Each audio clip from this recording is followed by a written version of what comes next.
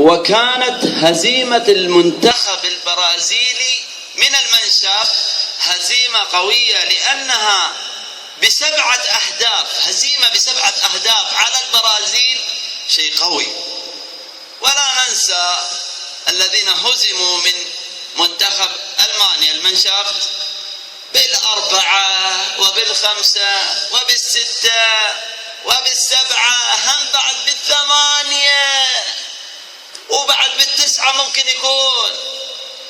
لكن لا يسعنا إلا أن نقول